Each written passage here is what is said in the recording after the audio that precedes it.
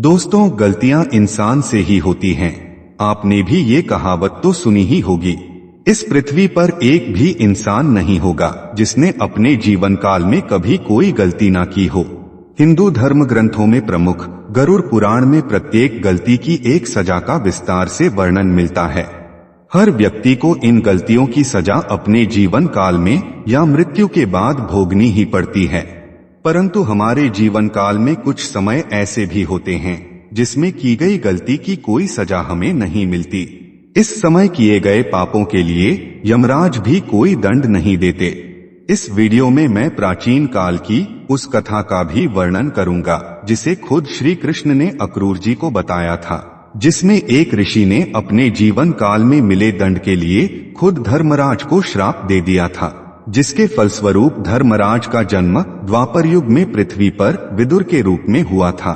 आइए दोस्तों, बिना देर किए जानते हैं कि हमारे जीवन काल में ऐसा समय कब आता है जिसमें किए गए पापों की सजा हमें नहीं भुगतनी पड़ती।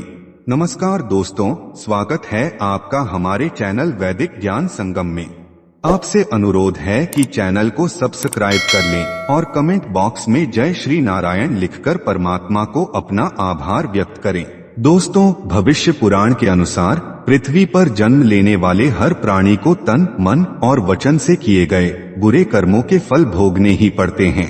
कुछ पाप जाने अनजाने हो जाते हैं तो कुछ पाप महापाप माने जाते हैं, जिन्हें करने से नरक में बड़ी बड़ी सजाएं भोगनी पड़ती हैं। श्री कृष्ण ने गीता में कहा है कि अगर किसी व्यक्ति ने जीवन में बहुत पाप किए हों, उसने कभी पाप या पुण्य का विचार किया ही नहीं हो, केवल अपने भौतिक व इंद्रिय सुख के लिए ही जीवन जिया हो, उसके बाद भी यदि किसी कारणवश उसको अपने किए गए पापों का बोध हो जाए, अर्थात वो अच्छी तरह जान ले कि उसने अब तक के जीवन में जो भी पाप कर्म किए हैं वो बहुत ही गलत थे, तब भी उसका उद्धार हो सकता है।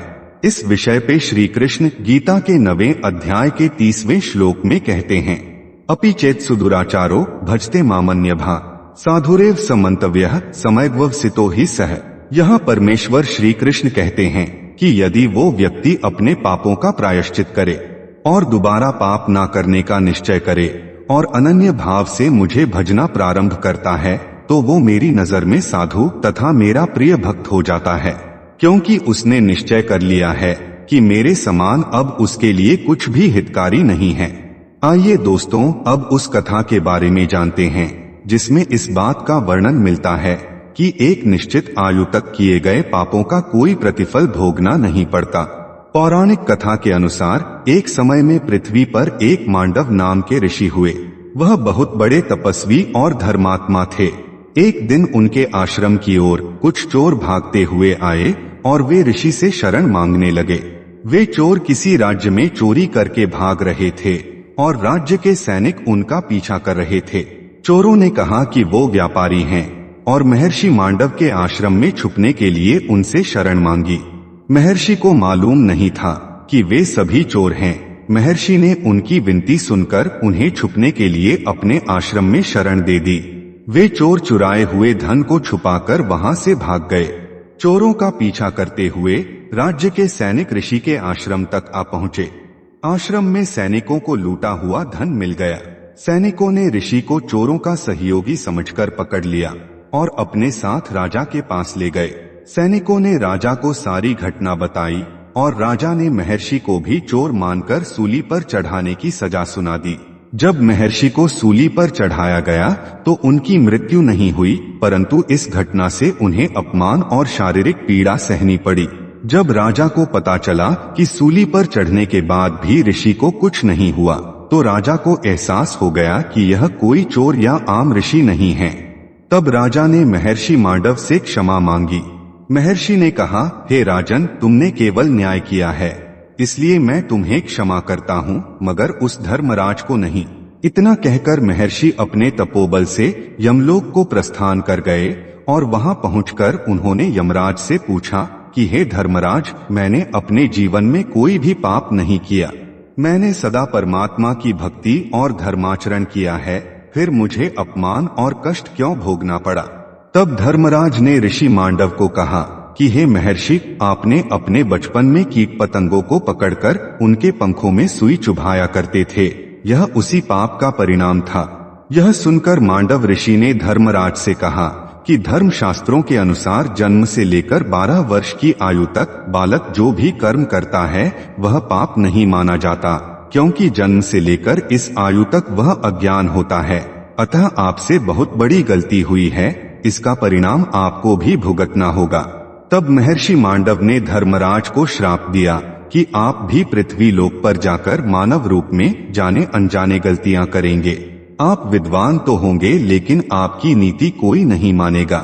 इसी श्राप के कारण यमराज का जन्म द्वापर युग में विदुर के रूप में हुआ था।